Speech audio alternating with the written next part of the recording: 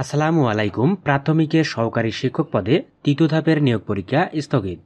আপনারা জানেন, তৃতীয় ধাপে ঢাকা এবং চট্টগ্রাম বিভাগের পরীক্ষা অনুষ্ঠিত হয়েছিল, যে সার্কুলারটি প্রকাশ করা হয়েছিল 2023 সালের 14 জুন এবং এমসিকিউ পরীক্ষা অনুষ্ঠিত হয়েছিল গত 29 মার্চে। বর্তমানে এই পরীক্ষাটির ভাইবা চলছে। এমতো অবস্থায় হাইকোর্টের নির্দেশে এই পরীক্ষার ভাইবা সহ সকল কার্যক্রম স্থগিত করা হয়েছে। আপনারা জানেন, এই পরীক্ষাটি যেদিন অনুষ্ঠিত হয়েছিল সেদিন বা আগের রাতেই প্রশ্নপত্র ফাঁসের অভিযোগ উঠেছিল এবং আমরা দেখেছি বিভিন্ন সময় এই পরীক্ষার্থীদের আন্দোলন করতে, এবং সেই সময় কিছু পরীক্ষার্থী পরীক্ষা বাতিলের জন্য হাইকোর্টে রিট করেছিল। কিন্তু সেই সময় প্রাথমিক শিক্ষা অধিদপ্তর হাইকোর্টের রীতিনীতি তোয়াক্কা না করে প্রাথমিক শিক্ষা অধিদপ্তর এমসিকিউ পরীক্ষার রেজাল্ট প্রকাশ করে এবং তারা ভাইবা পরীক্ষাও শুরু করে দিয়েছিল। মূলত এই বিষয়টি নিয়েই গতকাল প্রথম আলো সহ বাংলাদেশের প্রথম সারির কিছু জাতীয় পত্রিকা এটি নিয়ে নিউজ করেছে। প্রথম আলোর এই নিউজটি আপনাদের একটু পড়ে শোনাচ্ছি। প্রাথমিকের সহকারী শিক্ষক পদে তৃতীয় ধাপের নিয়োগ পরীক্ষা স্থগিত। তারা হেডলাইন করেছে এটা।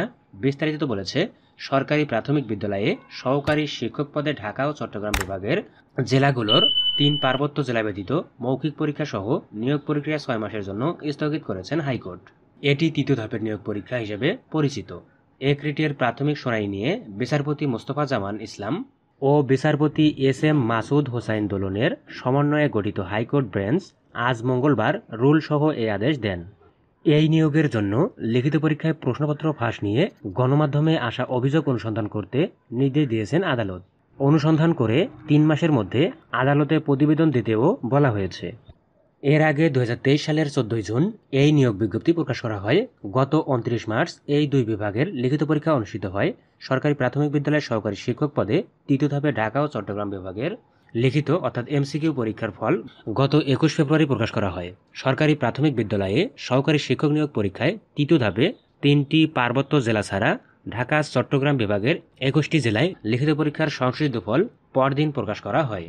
চলতি মাসের 9 তারিখ থেকে মৌখিক পরীক্ষা শুরু হয়।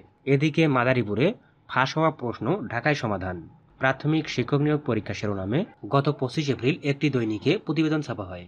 এই প্রতিবেদনটি যুক্ত করে প্রশ্নপত্র ফাঁসের অভিযোগ অনুসন্ধানের নির্দেশনা চেয়ে সহকারী শিক্ষক নিয়োগ প্রত্যাশী জোয়েল রতন দাস সহ 16 প্রার্থী চলতি মাসে ওই রিটটি করেন। প্রথম আলোর এই প্রতিবেদনের নিচে দর্শকরা মন্তব্য করেছেন। একজন লিখেছেন, খুলনা বিভাগেও প্রশ্ন ফাঁস হয়েছে, দেশে নিয়োগে অন্তত সরকারের সাফল্য ছিল, সেটাও থাকছে না।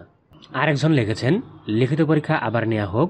তারিকুল ইসলাম তাজ বলেছেন, প্রথম দ্বিতীয় ধাপের পরীক্ষাও স্থগিত করা উচিত ছিল, দ্বিতীয় ধাপেও হয়েছে, অজ্ঞরা পাশ করেছে, আমি নিজেই প্রমাণ, নিয়োগ পরীক্ষা বাতিল করে নতুন করে লিখিত পরীক্ষা নেওয়া হোক।